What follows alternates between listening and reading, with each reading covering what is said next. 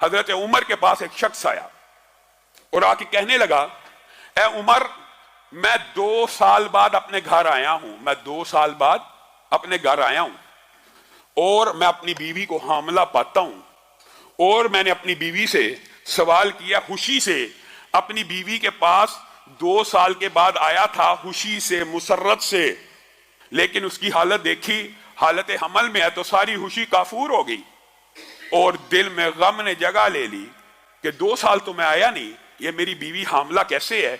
जब मैंने उमर उससे इस्तिफसार किया तो वो कहने लगी, अल्लाह की कसम, मेरे पेट में जो हमल है तू ही इसका बाप है। अब मुझे बतलाइए, 2 साल तो मैंने उसको छुआ नहीं, टच नहीं किया, 2 साल बाद मैं सफर से आया हूं, वो हामला है और उस बच्चे की निस्बत भी मेरी तरफ करती है, अब मैं क्या करूं। ये सही असर के साथ, सही संदों के साथ जो हदीस या असार मौजूद होते हैं, मुनकरीन हदीस इनका भी इनकार कर देते हैं। और अल्लाह की हिकमत भी इतनी अजीम है इस बाब के अंदर कि जिस हदीस का, जिस असर का इनकार किया जाता है उससे मिलती जुलती आयत अल्लाह ने कुरान पाक में नादिल की होती है। जैसे आदम की उम्र के हवाले से मुनकरीन हदीस ने इनकार कर दिया, 1000 बरस उम्र कैसे हो सकती है, तो कुरान पाक में अल्लाह ने नूह की उम्र 950 बरस बयान कर दी वगैरह। यानी जिस हदीस का इनकार होता है उससे मिलती जुलती आयत भी, उससे मिलता जुलता वाक्या भी कुरान पाक में मौजूद होता है। अब हजरत उमर ने मशवरा किया और इरादा किया उस औरत को रजम करने का और हुक्म दिया इस औरत को रजम कर दिया जाए। कौन हुक्म दे रहा? खलीफतुल मुस्लिमीन। कौन हुक्म दे रहा? अमीरुल मोमिनीन। कौन हुक्म दे रहा? हजरत उमर, जिनके इल्म और फजल के दुनिया के सारे उम्मती कायल हैं। पास ही मुआज इब्ने जबल बैठे हैं। कहा, उमर, मैं आपके फैसले को चैलेंज करता हूं, मैं आपका फैसला नहीं मानता, आप अपनी इस्लाह करें। कौन कह रहा है? एक रुतबे में, मकाम में कम दर्जे का सहाबी आला दर्जे के सहाबी को टोक रहा है। वजह क्या? वजह उसके बाद दलील है। ये नहीं है कि मैं तेरे से बड़ा आलम हूं, सबको पता उमर बड़े आलम है। जिस तरह उस्मान कुरान के कारी थे लेकिन हजरत अली ने आके टोक दिया, इसी तरह यहां पे मुआद इब्ने जबल हजरत उमर को टोक रहे हैं।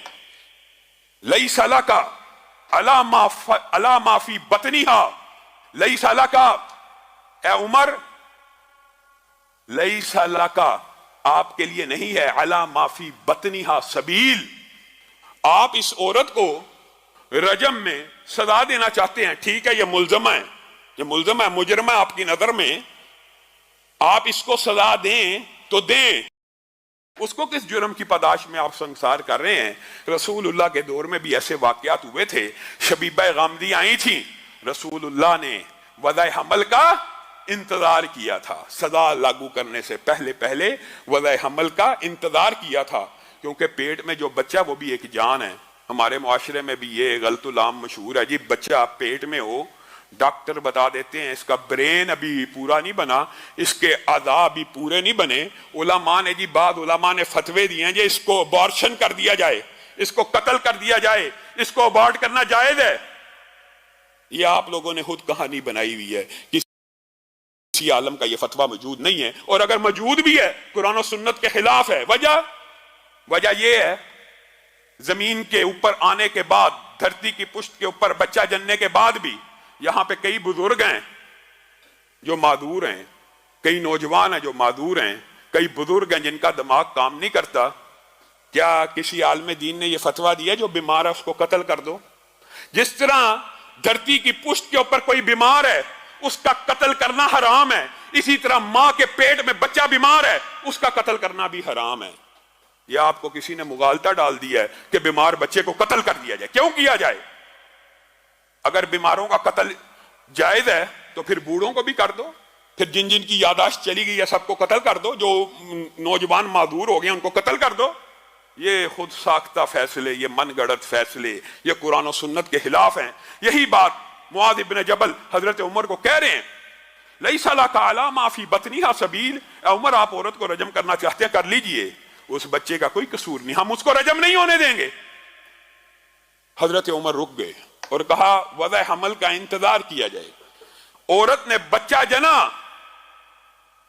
औरत ने बच्चा जना, और सही सनद में मौजूद है जिस वक्त वो बच्चा जना कद खराजत सनायाहू, जिस वक्त वो बच्चा जना गया वो इतनी बड़ी उम्र का था कि उसके दांत निकल आए हुए थे, उसके दांत निकल चुके थे। और बाप ने उस बच्चे को देखा, कहने लगा अल्लाह की कसम, काबे के रब की कसम, ये तो मेरे ही जैसा है और ये मेरा ही बच्चा है। हजरत उमर तक ये खबर पहुंची। ये है वो हदीस, ये है वो मकाम जिस वक्त हजरत उमर ने कहा था, माओ ने मुआज इब्ने जबल जैसे बच्चे जन्ना बंद कर दिए हैं, लौला मुआज लहाला का उमर, अगर मुआज ना होते तो आज उमर इस औरत को बेगुनाह संसार करने के जुर्म में हलाक हो चुका होता।